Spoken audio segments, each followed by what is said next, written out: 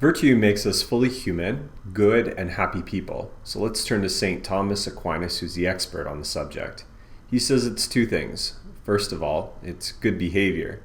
So we're doing something right. Second of all, it's a habit. That means we're doing it regularly. And we're going to talk about that today.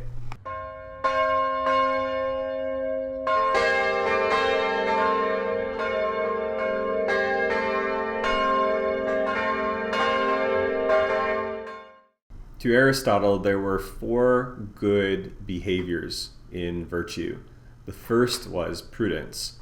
So prudence is using our reasoning well to discern. The second is temperance, moderating our desires or being reasonable with our appetite.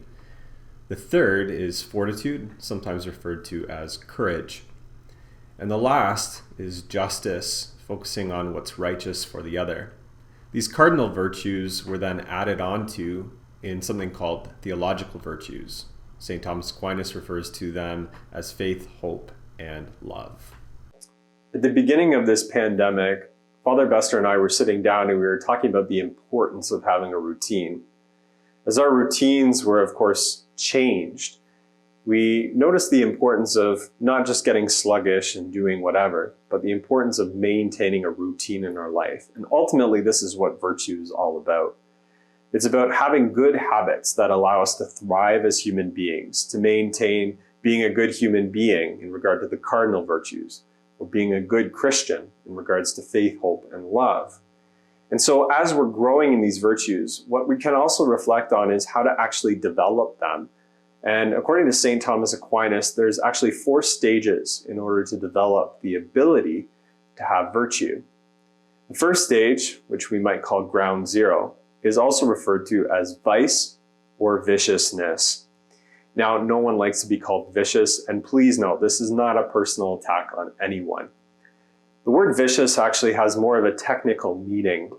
A vicious person is a person who looks at what's evil and actually thinks it's good, and they love what is evil, and they do what is evil, and they get pleasure out of what's evil. And though meanwhile, they actually hate what is good and avoid what's good, and they detest what's good. They protest what is good. So that's a vicious person, and there's really 2 reasons why we might fall into that. The first is called innocent ignorance. Sometimes in life, we've been taught the wrong thing. We've been taught that something was good when it was actually evil, and vice versa.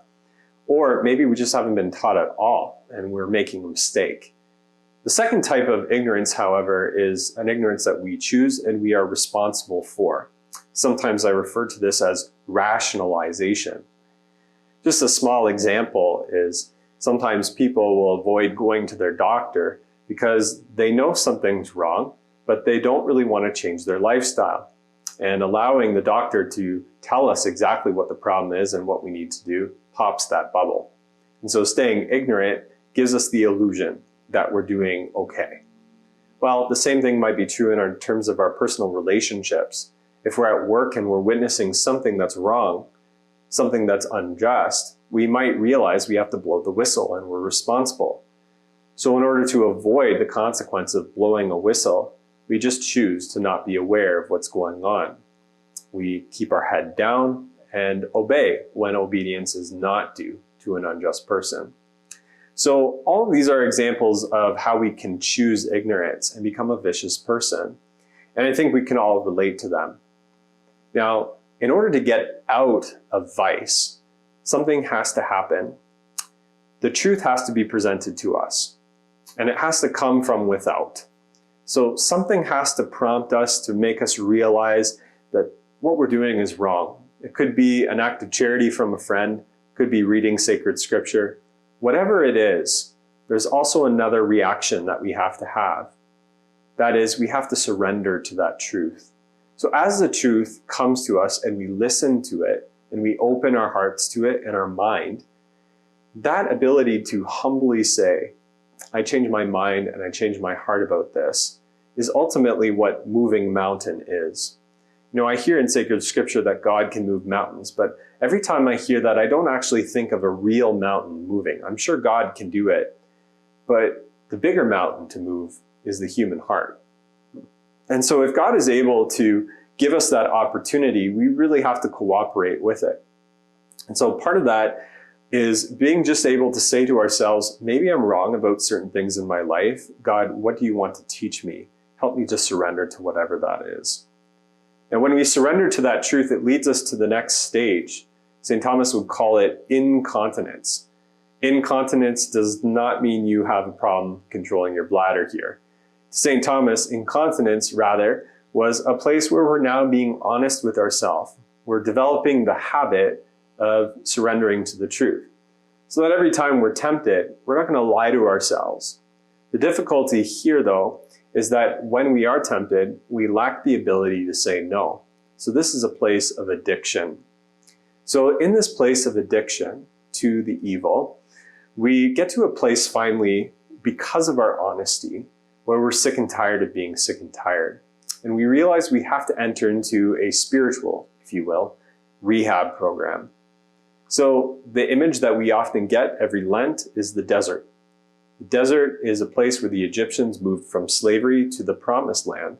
What a great image for virtue and addiction. So as the Israelites traveled to the promised land, they had to go through a spiritual rehab program called the desert. And in the desert, they learned to detach themselves from what they liked, from what gave them pleasure, the evil namely. And they also had to detach themselves from good things in order to love and embrace things that were even better. And so one of the difficulties was they were traveling through the desert and they were complaining about the food. In fact, some people wanted to go all the way back to Egypt to be enslaved because the food there tasted better. Pretty crazy, right? But I think we can all relate to that when we're trying to develop virtue. We get to this place where we know what's right and we're finally doing what's good because we're sick and tired of being sick and tired of failing. And that place is called continence. But the difficulty with continence is it's like the desert. So we're unable to enjoy doing the good. It's requiring sacrifice. It's difficult. It's important to know that that's not going to last forever. As Catholics, we believe that virtue is the fourth stage. So continence, life is difficult, but it eventually turns into something positive where we get joy out of doing the good. If we just stick with it, continue to walk through that desert, continue to do what's right, we will end up experiencing great joy and pleasure in doing the good. Think of a person who goes to the gym. At first, if they haven't been for a while, it can be painful and difficult. But over time, when the habit forms and you push through it, it becomes something you can't live without. There's so many benefits to your body, to your mental health, to your ability to function, generally giving you energy, but also the joy of accomplishing something. So when we're developing virtue, it's not meant to lead us permanently into the desert. It's meant to lead us into the promised land, and that's virtue. So continence, in order to overcome continence and move to the next stage, we just have to endure.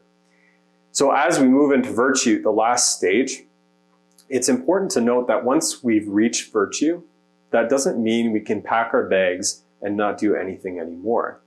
We can't rest yet because virtue, like anything good, needs to be maintained. Think of your plant, for instance. If you get it to the right length and the right growth, you want to maintain that. And so you have to keep watering it and maybe fertilizing it over time. And so in order for us to maintain virtue, we have to be on guard. We have to recognize that sometimes maybe I'll get sick and I won't be able to go to the gym. And that'll make it more difficult to return. Or maybe I'll have to move my house and my entire schedule of everything that I had is totally out of whack. And so I need to develop a new routine. Whatever the case is, we want to maintain that virtue.